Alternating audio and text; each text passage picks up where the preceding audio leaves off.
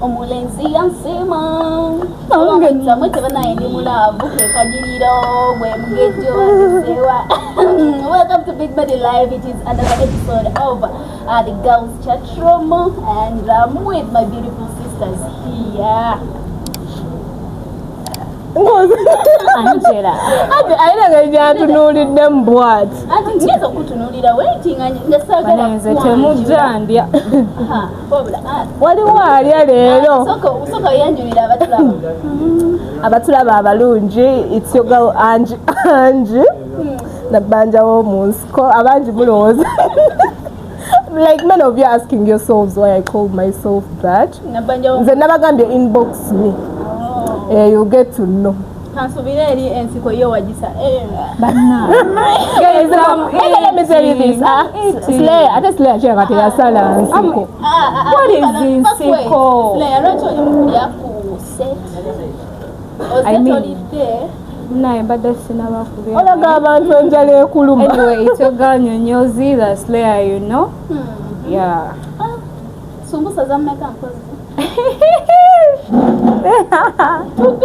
25k.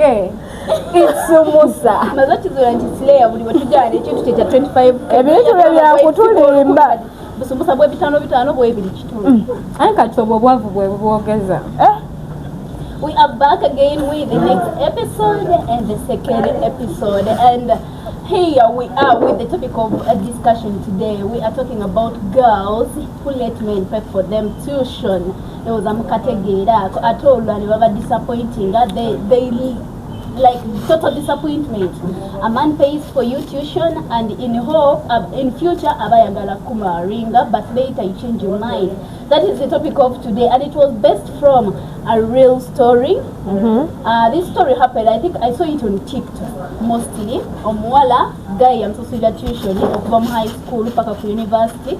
Leo ratu mukukula nga mazo graduating abichi byo kusoma kuwedde. The guy nabanja wo musiko munyambe meddi mu mujje wano agenda ngokusoma kuweddeko nomwana neyekyusa namugamba oli musajja mufumbo, I will not continue with you. Musajja nanyiga nnyo namuyira asidi mu bitundu bye ebyekyama namwokya ne face. Soko lindeko malayika like omwala yakyukira omusajja. Yes, she was like, I cannot go on with you. You are a married person, you have kids. Like him being married. Omusajja omwala nga teyakira but first. And the other question is, yes, which class was the girl? The girl was in high school, like starting from senior 5. Omanya abantu abasinga okukola bino ebintu batandikira mu high school, senior 4, senior 5, senior 6 batandika okuwerera abantu. Okay, like so to what stage?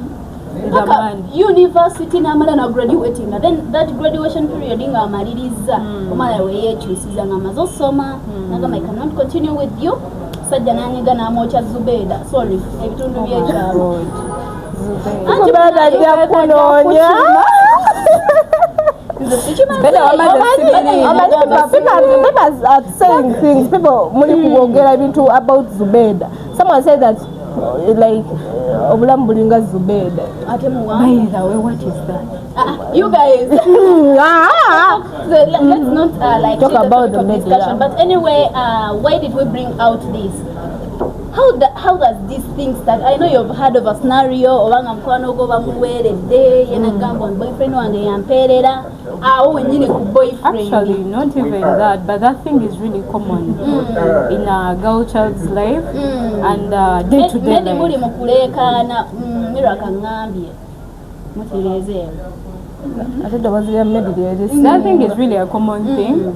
I mean, it's the way how girls these days are really surviving with their life. So it's a common thing. And in most cases, to open about the whole thing, in most cases, this scenario start of a man paying for you tuition. Yeah, in most cases, I think that thing comes up when the girl's family, they are not really financially stable. And that triggers the girl to find ways of furthering the education since the parents are not in good terms to help her. So that triggers her to do such a thing, because in most cases you find that we girls, we really have a lot of wantings in our education. I know. Because you'd want to get everything that you really feel like you want. Oh my God. Okay, yes, no, Kamala, but I mean a girl child is a girl child. Okay. So I mean, if the parents are not really able to father the child, the girl child, here comes, of course, Katingabo Gambe into Yalimuchi, mu A level. Yes. Or no Tandise, Dimu, like I've entered a high school, that is Form 1. Like you've just entered high school? Yeah, a man comes into my family, and then here a man introduces himself to my mom, and then they're like, you know what, I like your daughter. No, let me tell you, men are there. Those are the so sugar coated. Those are the sugar daddy. Let me tell you, wait, Slayer. Like you introduce a sugar daddy to your parents. They're in Form 1. Let me tell you something. That's the man they call a sugar daddy. And then let the me tell you, parents a man can do everything. Okay. A man can do anything. So I'm still telling you, here a man goes to the parents' house. I mean, they negotiate about everything. So he gets to see the standard of the family, and of course they negotiate that the man is going to pay for everything. I mean the tuition, okay, the every wanting of the girl, you get.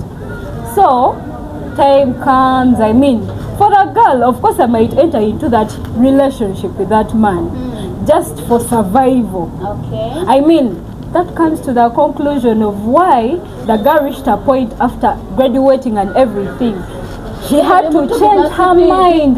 No, like I'm showing you where I'm heading, you get. So, after the introduction and everything, the parents get to know the man. I mean, the system continues, you get. Angie, how do you think this situation be? Okay, how does it start?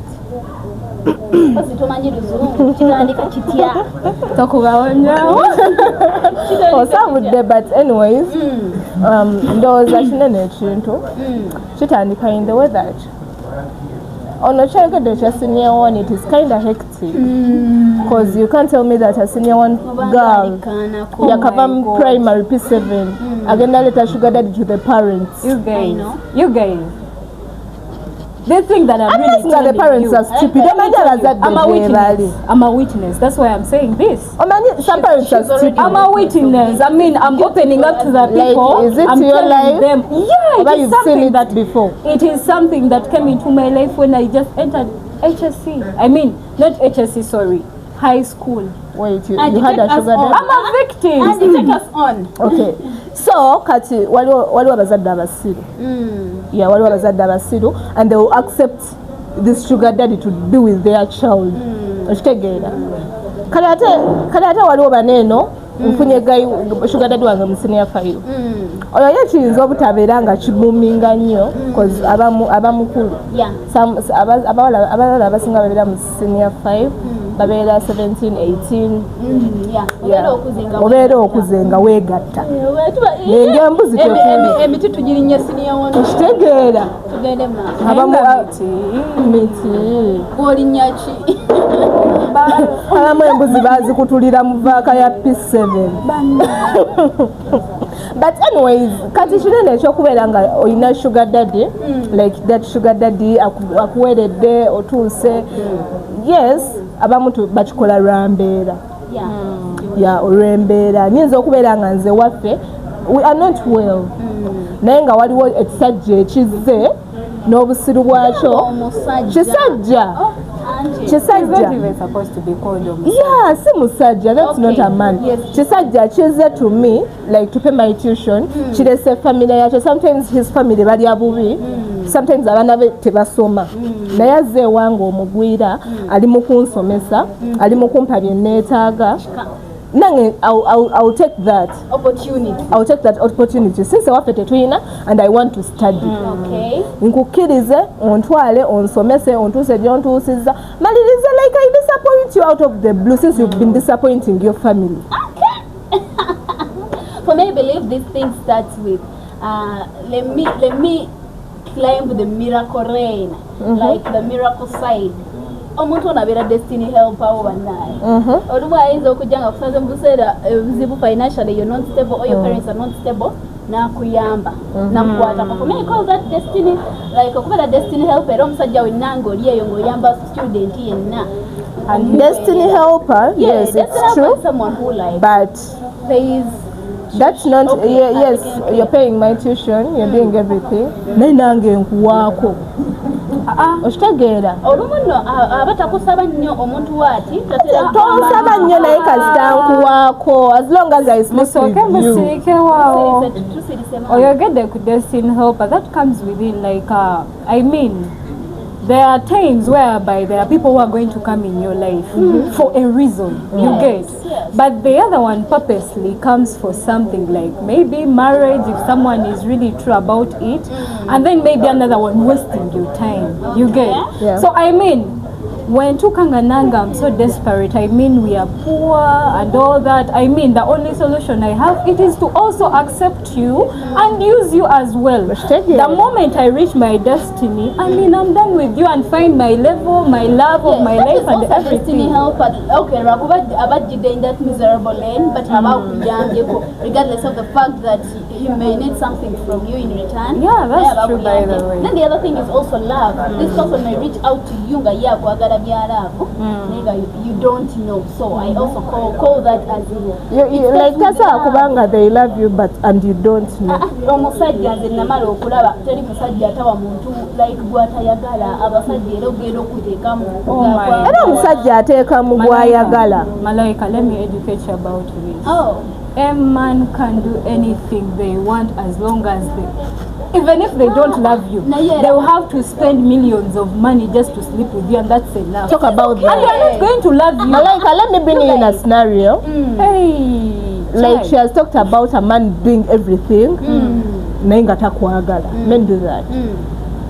Omusajja asobola okukukwata nabanga kuwa buli kimu naye nga alina ye waaluubirirwa like nga he's looking up to something.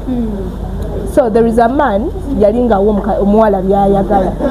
Hello, njagala kino, njagala nga mwana miliyoni.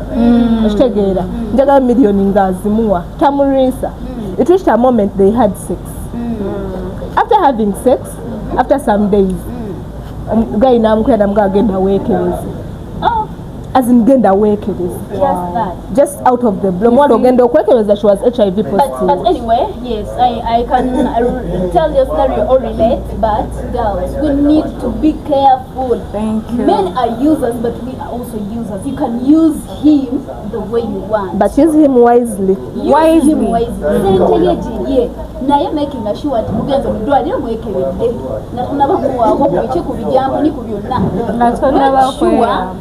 mwekebedde nga at least you have proof. Kale gwegenda okole test eyo kwaka kakadde kakuwa ogikole secretly olabe awo omuwe ebintu bya at least ogende nga that is also being wise. Anyway, we are still on the topic of discussion and tuli mukuwandowooza. We have seen a scenario of men paying tuition for girls and they end up disappointing them. Like men hope for marriage but girls say that genda maso.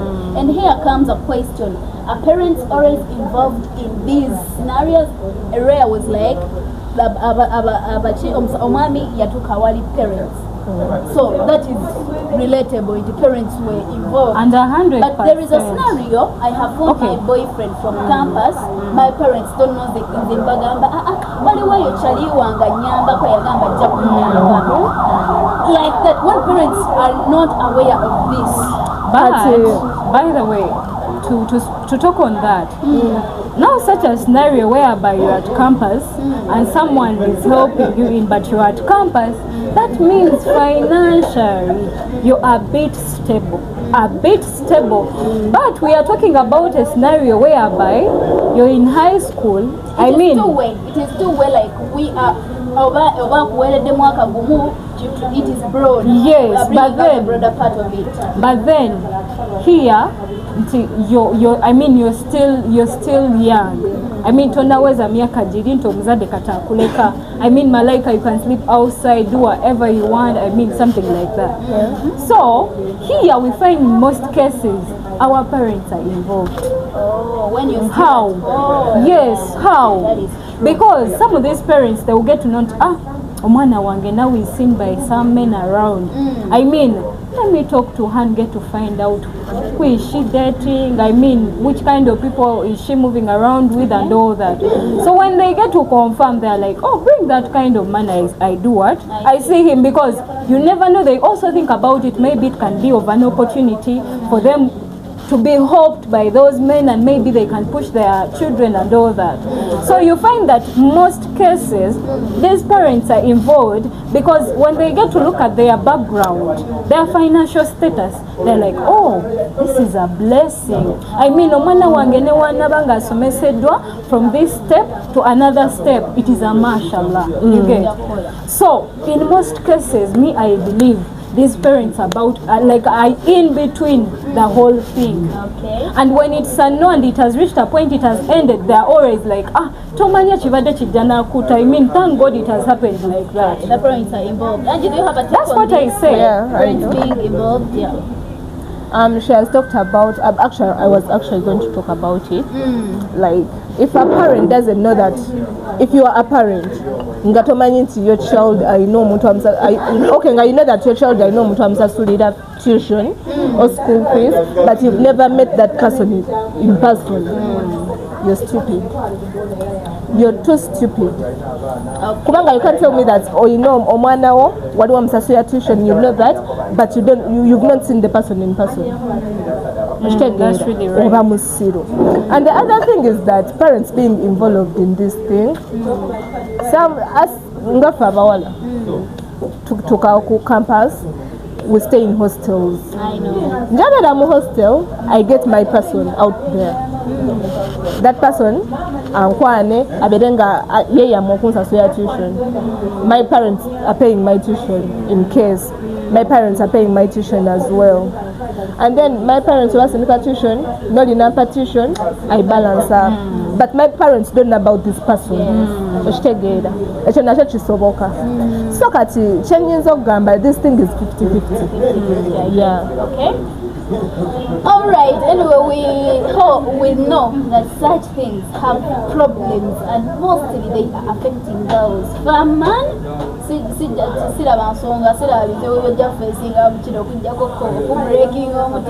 heartbreak. But for girls, there are some problems that heartbreaking and according to me, some of these problems, I think it is mental health issues. Seriously, looking at a person paying for you fees, it is not your parent, it is not one at times of one way is those packing and you have that thing of and if you have the mindset of you will marry me. Do you know that, Malaika, let me also talk about this. Like a man might be paying your tuition, ngaye he's focusing on that. Yakala inzo kubanga talina kyayagala, nga tanna kusabako. Let me say that. Nga tanna kusabako. Naye gwe notuuka ekiseera nobeera touched. Naye n'omusajja ankolera bino byonna nga tansabaako. What's wrong?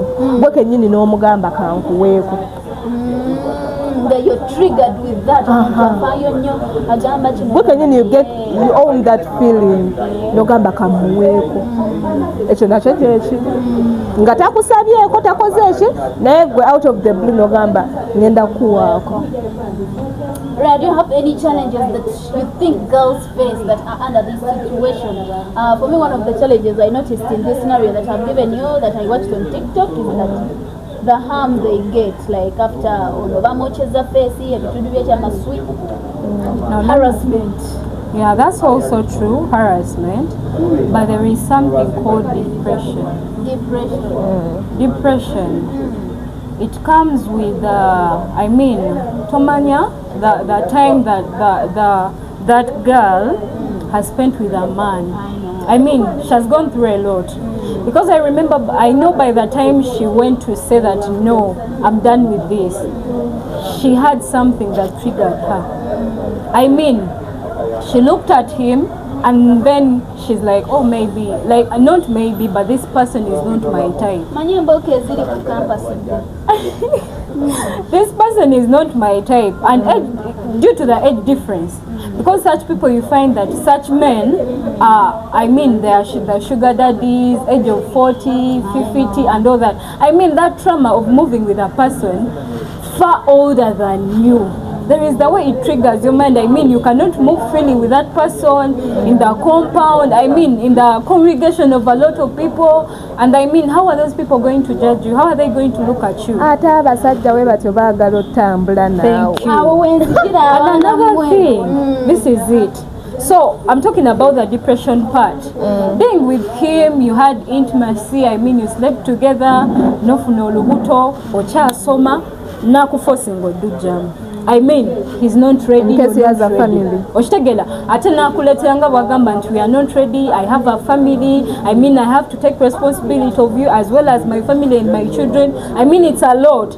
So you get to think about everything, the time you've wasted with that person, I mean, has put you in too much pain, the pregnancy, the abortion you've made.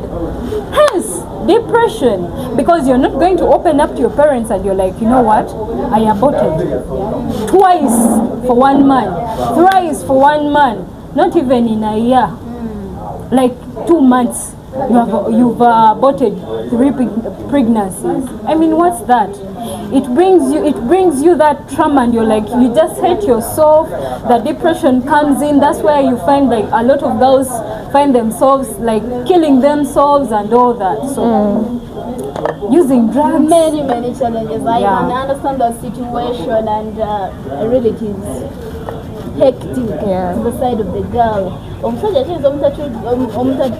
mood triggering, but I think also his mental health, depression, again overburdened. When I burden you have to focus someone tuition or you have the reason why you decided that. And then there is a strong reason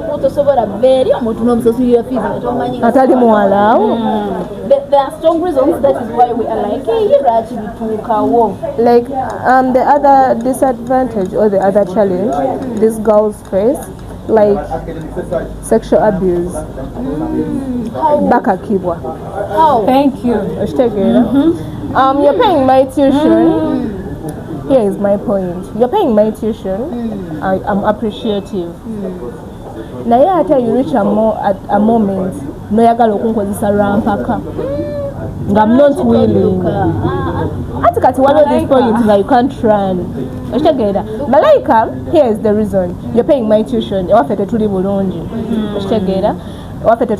Sometimes I came to you to pay my tuition kubanga mama wange bichi ya nina baganda banga abalala. You come in my hostel. With that aim, you're hundia. Nanganza, I'm not ready. Not feeling it. Not feeling it. Nojja nonka kajukira abana abasajja abalina amaanyi okusinga ate omusajja kasita becoming high abalina amaanyi okusinga omwana omuwala ajja kuteekako amaanyi ago akukozese nga that is a rape. Anyway, what makes girls change their mind? Like after this long period, miaka ina, miaka etano, kozendo, kozebusao, miaka etano, ate wechusizo gambo no musajja sigenda naye. Not ready to become a second wife. That is one of the reasons. In case the guy has another wife and you know that. Like you're having a wife, you're having children, ndi mwana muto like I'm 20 something or 50 something or mukazi oyina abaana and you want me to become your second wife. Think about that, my dear. I mean, girls out there, we want, I mean, no one would want to be the first wife. I mean, no one would not want to the first wife. No one would not want to have that, you know, life of being the one and only. I mean, they care about you a lot. Why would you bump into a married man?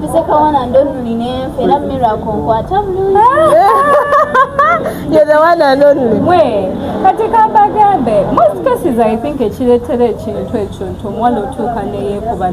like, no, I can't really move on with this person. Enough is enough.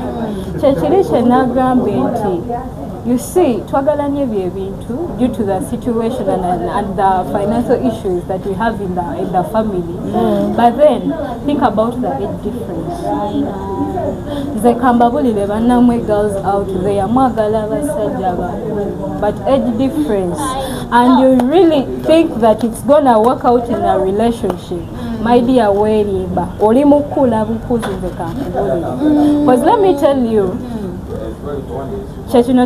now we are getting to the core of the thing. Obadde okimanyi nti if you're in an intimacy with omuntu omukulu oyo goyita oyo yakusasulira, in case nga mugezezaako kugetinga into the intimacy, it doesn't come out. I mean, you can't even have feelings unless, how do you get feelings? Unless you're these Manilavako, the bitches. I mean, you got rid of your life, and I mean you're using drugs, so you're free every time this person comes around. You have to open your legs. But let me tell you, age difference is a very, very crucial thing in a relationship. When you're really willing to start up with a relationship with an old man, it's a crucial thing. Because for that person, you look at your fellow girls, oh my God, Malaika is having a boyfriend of his dream, and I mean Wamiaka Jo, not the same age but the same age bracket, and I mean Ntambula na Jaja wage mulamba batata wage. I mean kinegeje kikutrigalinga, so that every time you're in the intimacy, the only thing you're like, oh no, this is wrong. I assure you nothing can happen. Okay. Kati olaba slayer, like nembers jembera mkatinzo yanga tunyumya. I'm having a sugar daddy. Kati onanameke nakoya sebe hasabira na sugar daddy. How can I kati olaba Malaika? Why are you hiding your feelings? No, awowotukira nowulira nga wekwenda gamba no, enough is enough. I mean, I have to let this man go. He has worked enough for me. I mean, I'm done with you. Age difference is a big thing, just and like the other thing, but I also think is the fresh meat where you, like wherever you pass, men can sweet talk you, and abalina sente neera abali handsome kati omwana ogenda okomekerera ng'okyusiza yomaid ogamba nze nsigaleko ono ng'ate ono asinga ono kugamba naawe obibalabalamu and you weigh and you like. Yes, yes, the other thing, like there are some people like me nga etakikwata mangu nga maybe the wife to that man akusasula tuition ajja funa engeri to reach out to you akumanye ajja ayogere naawe agambe naye mwana gwe, like put yourself in my shoes, you're the parent, omusajja atatuleekera sente biki like all that, yeah? Ajja kunyumiza ennaku gy'alina ku mutima, like you'll be like, why am I doing this? Why am I doing this? Lwaki omukyala abonaabona? Kuba abalina abakazi bajja n'ebigambo, naawe oli mukazi ojja kuzaala biki all that. Okay, we are still on the topic of discussion today, me with the girls, and we are talking about girls who is it take no men who pay tuition for girls. Yes, I think I'm framed it right. And just want to remind you that your little big medley, don't forget to just subscribe and comment also, guys. We're moving along with the conversation. There is something I want to share with you, girls. We believe that there are relationships that fail. That these relationships came from a man paying tuition for this girl, the girl completed business, they married, they produced. What do you think about these relationships, like in a few words, these relationships that make it through, let me even say make it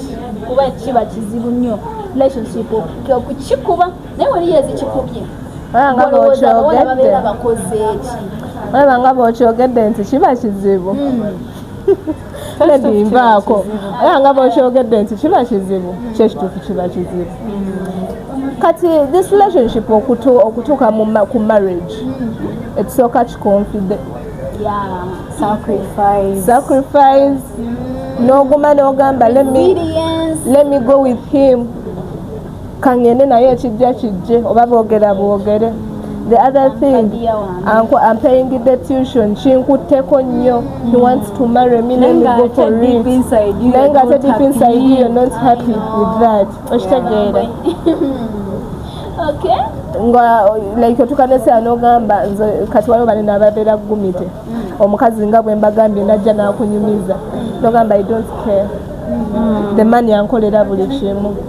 Nakakana. Ate kati olaba us girls like osobeera neno sugar daddy wo, but you have someone else agenda okufulfilling it kye weetaaga. Your section requires. Nga tena yakimanyiiko. Nga naye akimanyi nti olina that sugar daddy. N'ogamba kambeere naye good enough nina oli agenda Just okundi to fill your obulungi. requirements. Okitegeera.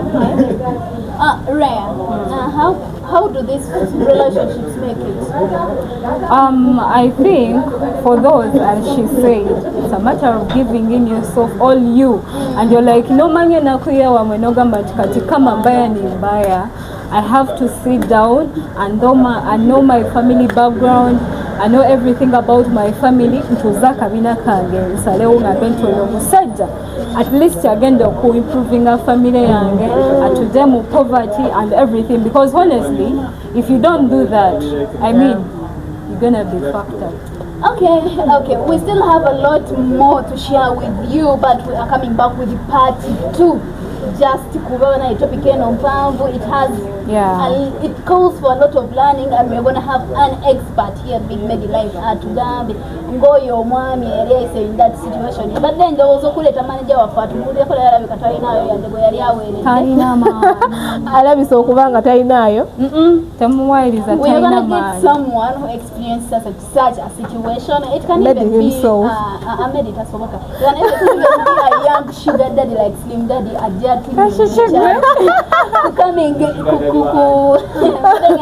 coming up next episode. Well, this is Girls Chat Room, Big Medi Live. Malaika is my beautiful name, Angie, and also Slay. Tubeerawo nga tubabuulira tutuba anti bamwe temutwesibaako. It is just for the girls, by the girls. Big Medi.